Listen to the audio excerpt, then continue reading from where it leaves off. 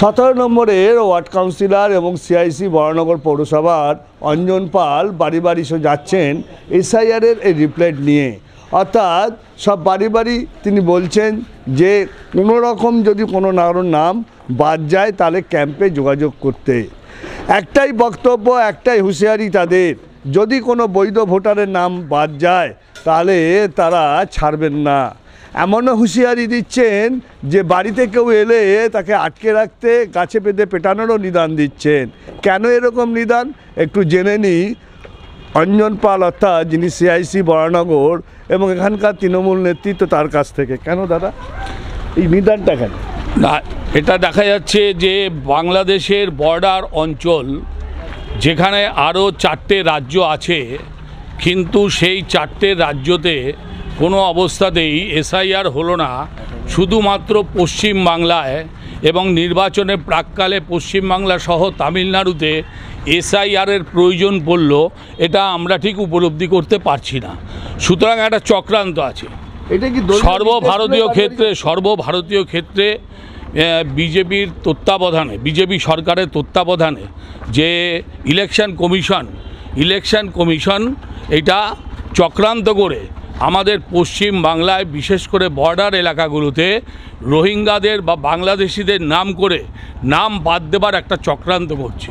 এই যে বাড়ি বাড়ি যাচ্ছে, যে চক্রান্তের কথা বলছেন, বাড়ি বাড়ি যাচ্ছেন, এই রিপ্লেট দিচ্ছেন, এটা কি দলীয় নির্দেশে? হ্যাঁ, দলীয় নির্দেশ আছে বলেই আমরা যাচ্ছি। আমাদের নেত্রী মমতা বন্দ্যোপাধ্যায়, আমাদের নেতা অভিষেক বন্দ্যোপাধ্যায় পরিষ্কারভাবে তিনি ভার্চুয়াল সভার মাধ্যমে নির্দেশ দিয়েছেন যে কোনো অবস্থাতেই যদি কোনো জায়গায় বৈধ ভোটার বাদ যায় তবে অবশ্যই যে সমস্ত ভারতীয় জনতা পার্টির কর্মীরা বৈধ ভোটার বাদ দেওয়ার চক্রান্ত করবে তাদের বিরুদ্ধে যা যা ব্যবস্থা গ্রহণ করবার সেই ব্যবস্থা গ্রহণ করতে হবে। প্রয়োজন হলে ঘরে আটকে রেখে দিতে হবে তাদেরকে। আবার তো বলছেন যে গাছে বেঁধে রাখতেও বলছে। হ্যাঁ, গাছে বেঁধে রাখবার কথা তো আমাদের নেতা অভিষেক বন্দ্যোপাধ্যায় বলেছেন, সে কথাটাই তো আমরা বলবার চেষ্টা করব। বৈধ ভোটার কোনো অবস্থাতেই বাদ দেওয়া যাবে না। গাছে বেঁধে রাখার যে নিদান দিচ্ছেন এটা তো আইন বিরোধী। না, আইন বিরোধী বলে কিছু নেই। আইন তাহলে বৈধ ভোটার বাদ দেওয়াটাও তো আইন বিরোধী। বৈধ ভোটার বাদ দেবে ওটা আইন হয়ে গেল, আর গাছে বেঁধে রাখাটা বেআইনি হয়ে গেল। আইন হাতে তুলে নেওয়ার না, আইন হাতে তোলবার কথা আমরা বলছি না। আমরা বলছি বৈধ ভোটার যদি বাদ দেওয়া হয় তবে পরিবর্তিত পরিস্থিতিতে যা ব্যবস্থা নেবার সেটা নিতে হবে। এটা কি ভোট কৌশল? হ্যাঁ, নিশ্চয়ই। এটা আমাদের নির্বাচনের প্রাককালে দাঁড়িয়ে আমাদের দলগত স্বার্থকে সুরক্ষিত রাখবার জন্য যা যা প্রয়োজন আছে সেই প্রয়োজনে সেইগুলোই আমরা করবার চেষ্টা করব। আমাদের ক্যাম্প হচ্ছে, 1 মাসব্যাপী ক্যাম্প হবে। 2002 সালের ভোটার তালিকা থাকবে। 2002 সালের ভোটার তালিকা দেখে সাধারণ নির্বাচক মণ্ডলী এসে দেখুক। আমরা তাদের কাছে আবেদন করছি যে আপনারা 2002 সালের ভোটার তালিকা দেখে নিন। বিজেপিও তো ক্যাম্প করছে, সিএ ক্যাম্প। না, বিজেপির তো কোনো সংগঠন নেই, লোক নেই, জন নেই। তারা তো সরকারি ক্ষমতাটাকে তারা প্রয়োগ করবার চেষ্টা করছে, প্রতিফলিত করবার চেষ্টা করছে। তাদের সাথে তো নির্বাচন আধিকারিক আছে, তাদের সাথে সিবিআই আছে, তাদের সাথে ইডি আছে। টার্গেট কেন বিজেপি, সিপিএম বা আদার্স যে কংগ্রেস বিরোধী দল নয় কেন? না, আমরা তো আমাদের কাছে ভারতীয় জনতা পার্টি যা, আমাদের কাছে সিপিএম তাই একই। কিন্তু সিপিএম তো শূন্য, সিপিএম তো মহাশূন্যে চলে গেছে।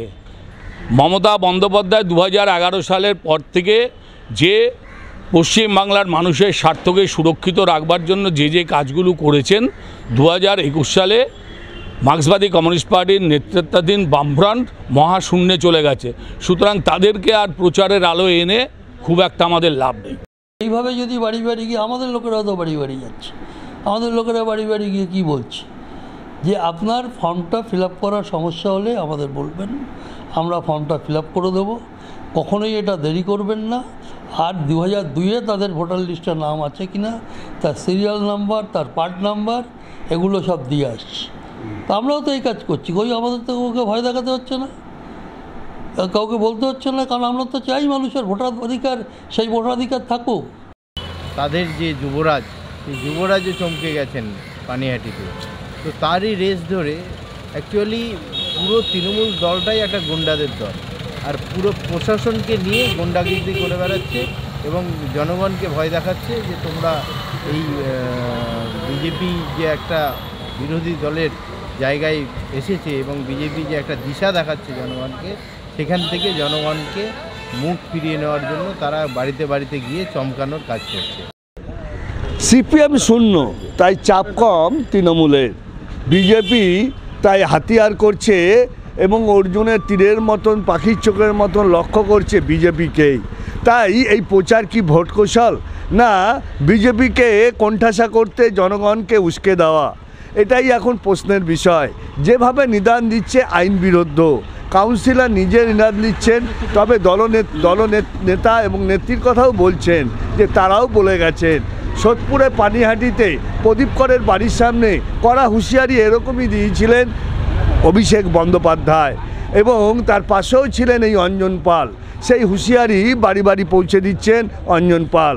তবে সাধারণ ভোটাররা কিভাবে নিচ্ছেন সেটাই এখন লাখ টাকার প্রশ্ন। বরানগর থেকে বিশ্বজিতের সঙ্গে অনন্ত চট্টোপাধ্যায়, TV9 বাংলা।